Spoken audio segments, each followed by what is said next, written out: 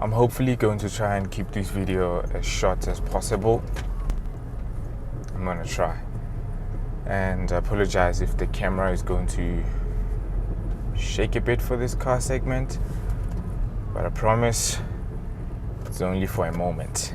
We'll be out of this car soon.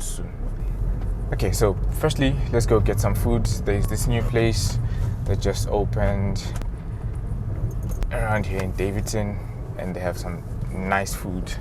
I feel like people who build their fences at the corner houses kind of built them wrong, because you have to poke out further into the street so that you can see the other side, and I feel like that's very, very wrong. But what can we say? People do what they want to do. And for the current state of the channel right now, I really don't know where my channel is going, because there's a type of content that I want to create, and there's a type of content that you guys want me to create, and I want to do both. But the problem is, some of the content that you guys want me to create needs money. See, or maybe it needs other people's time and things like that, and I really don't I really don't have that much money. But if you guys can subscribe, share the video with your friends, with your family, with your neighbor, with your neighbor's cat, hopefully I'm gonna get that YouTube money and make the videos that you guys want me to create. But for now, I'll just create whatever that is I don't want to say whatever is on my mind, but what I think will be helpful towards you guys. If you guys want to check out the place, let me know in the comments, and then next time when I come here, I'll let you know. I just got the food, and I realized that I forgot my drinks at home, so I need to sort that out. And this cop just pulled up next to me, and he said he saw me with the camera, and he's like, "Yeah, man." But yeah, he just made a joke, and we laughed about it. Cool cop, cool guy. Sure. Okay, so I wrote a few things down that you need to keep in mind when buying a second-hand car, right? So one thing that I always like to say is, when you buy a second-hand car, you're not buying a brand new car. So there are a few things that you should keep in mind, especially if the car didn't come with a service manual book or service history. No one told you things like that, so you don't know when the car was repaired, you know nothing. So you need to keep in mind that whenever you're buying a second-hand car, you're not buying a brand new car. Okay, it's a brand new car to you, but to itself, it's not a brand new car. See, like this particular car, it's from 2006. See, it's a brand new car to us, but it's not a brand new car to itself and the previous owner. Alright, cool. So I wrote a few things down so that I do not forget what I want to say, because like my videos usually are all over the place because I speak from my mind, and it's not always the ideal thing to do, but okay, cool. So alright, so firstly, I do like to state out that I didn't buy a car. I helped buy a car. And now, but if you guys like, subscribe, and share this video, just maybe, I can afford to buy my own car, so I can do a review on the car.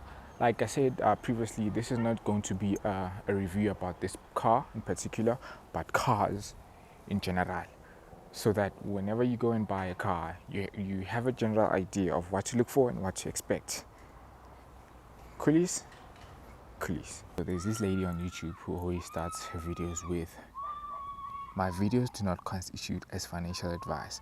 If you need financial advice, go speak to someone who's registered with the FSCA. Is it the FSCA or FSP, whatever. But whatever that is." So I'm not saying go buy a second-hand car. I'm not saying go buy a car. I'm not saying go buy a boat. I'm not saying go buy a plane. I'm not saying go buy anything. I'm just making this video so that just in case you decide to buy a car, then you know what to expect. But I'm not saying go take your money and go buy a car. I didn't say that. Don't quote me on that. Please don't quote me on that. Okay, so now that is out of the way, I feel like we can speak about whatever that this video is about. Honestly speaking, I kind of like forgot what this video is about, but yeah, you get the vibe. Alright, cool. So my philosophy of what I've learned in life and what I've put together is, if you cannot afford to buy it twice, then don't buy it. So for example, if you have 50,000, and I mean, if you have 100,000 and you want to buy a car that is worth 100,000, then it means that you cannot afford that car, because you have after you buy it, then if it breaks down, then what's going to happen? So if you can afford to buy it twice, so in this case it means that if you can afford to buy 50,000, I almost said dollars, but I remember that it's Simzanzi and we use rands here. It's good times to be alive. What a time to be alive. Okay, so if you have 100,000, make sure, and I'm not saying go do this, take my advice with a bit of salt. Cool. So if you have 100,000, buy a car that is worth around 50 to 60,000. See, now you afford to buy it twice. Like if it breaks, you can go and buy another one, or if it breaks, you can afford to fix it. Coolness.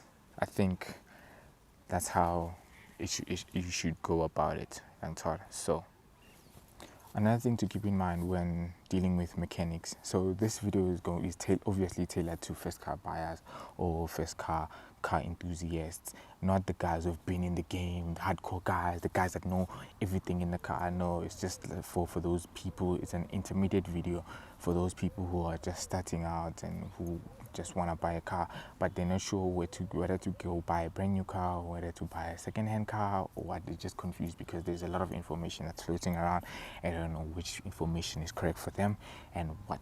But like I said, guys, my philosophy is, if you cannot afford to buy it twice, then it means you can't afford it. So if you want to buy a car that is worth 100,000, then you must have 200,000.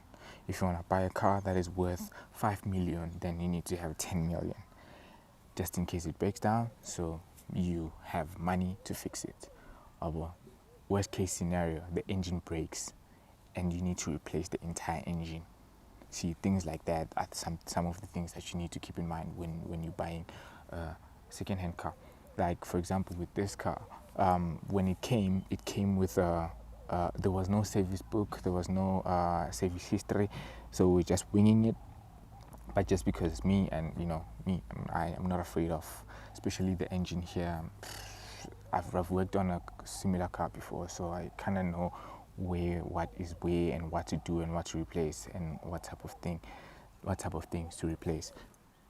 Some car dealerships or some people or some places where you buy the cars, they do outline the problems for you, basic problems. Sometimes it's just basic problems, and I don't really blame them, because maybe they don't have time to check the car, especially when it comes to dealerships and things like that. I don't think they have time to drive the car around to feel what some problems could be. Like for example, if you get a car from We Buy Cars, like this one for example, they will outline the problems for you.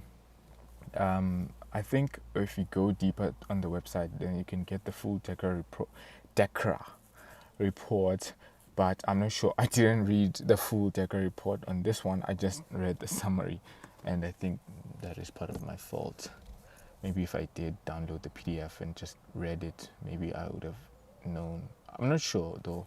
I've never checked it out, but I think if you have time, just before maybe if you go to buy a car from We Buy Cars, you check it, and then maybe it outlines some other problems. I'm not sure.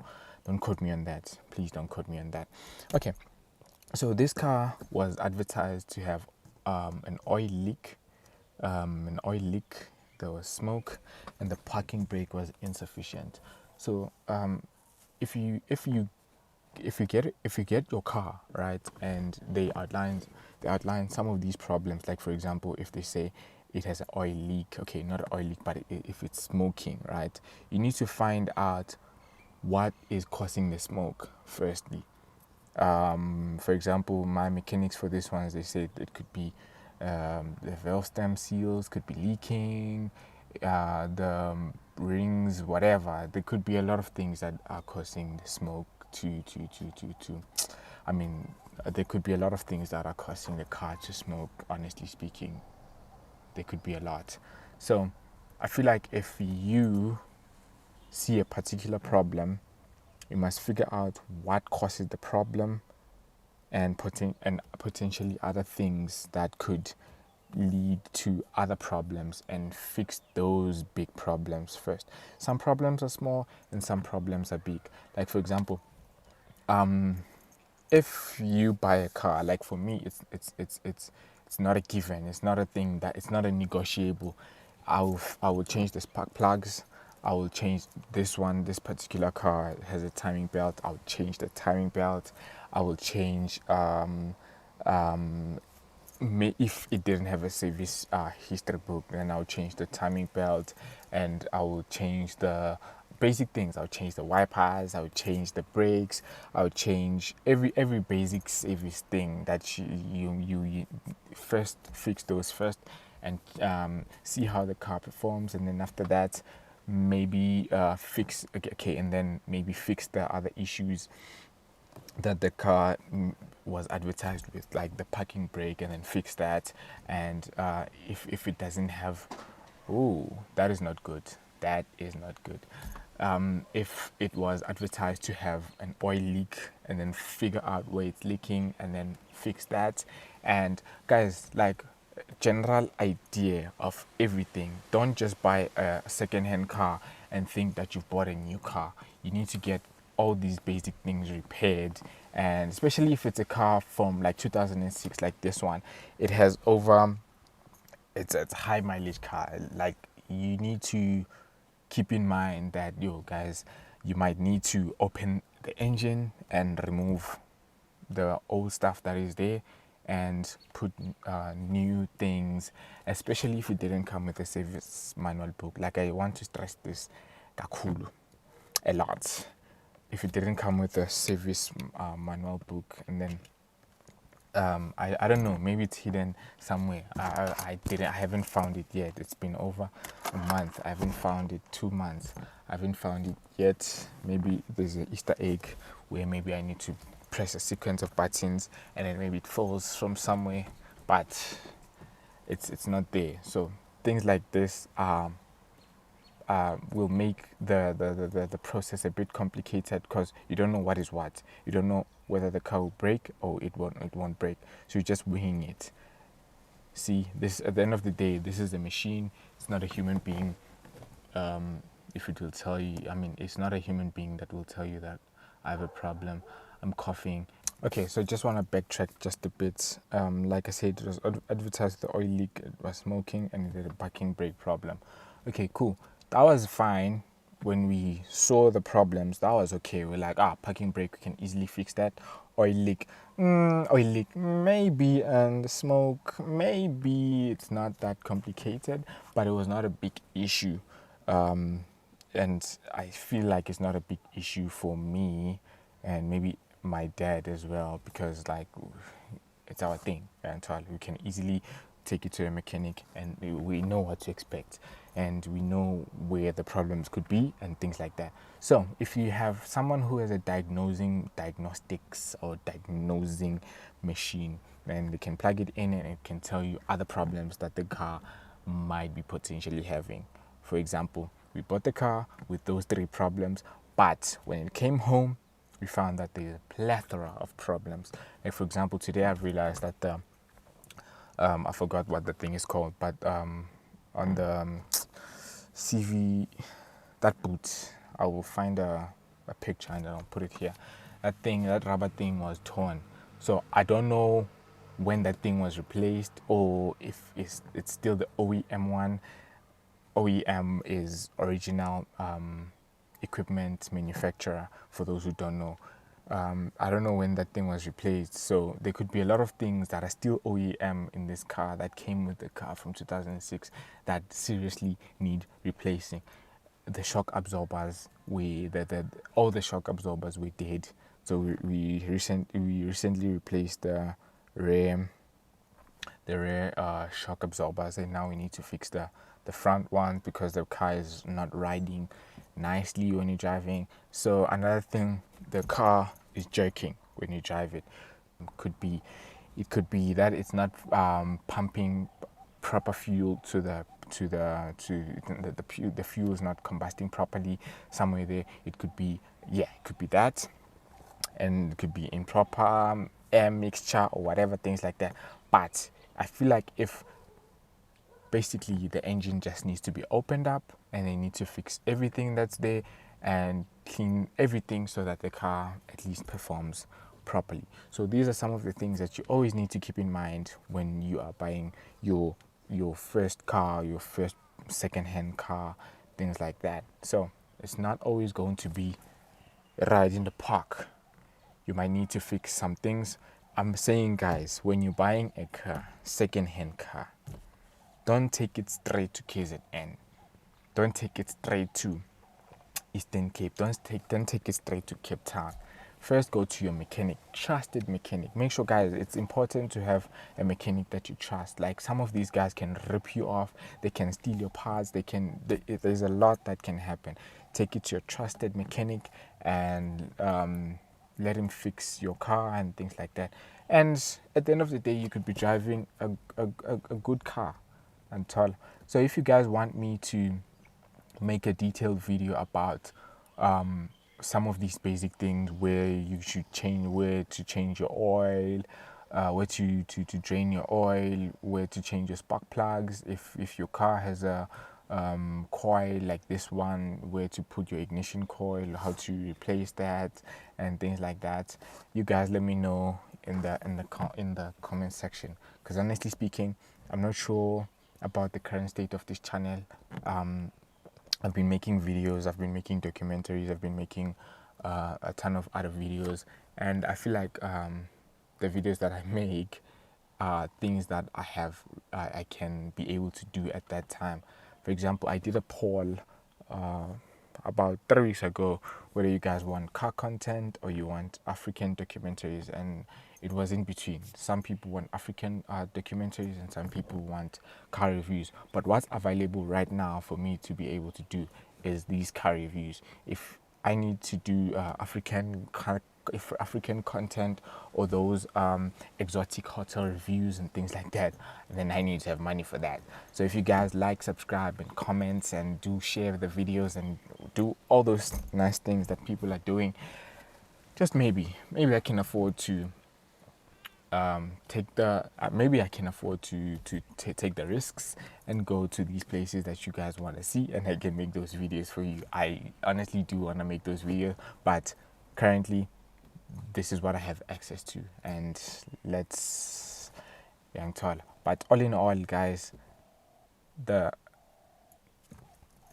number one thing from this video is always keep in mind that when you're buying a second-hand car, you are not buying a brand new car. You're buying a car that has been used and you don't know how the car was used. So fix the basics, your spark plugs, oil changes, or oil filters, fuel filters, all those basic things, and then see how the car performs. And then after that, if it smokes, then fix whatever is related to the smoke, and then things like that, and just make the car perfect for you. Don't drive the car straight to KZN after you buy it and just hope and just wing it and think that sharp, if it breaks, it breaks. No, you might have some major problems if that happens. And all, yeah. And always find a trusted mechanic. And I think that's it for this video. I don't know if what I said is a bunch of nonsense or what I've said was helpful to you, or just let me know in the comments if there's something that I left out.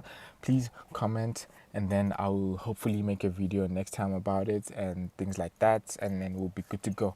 Ang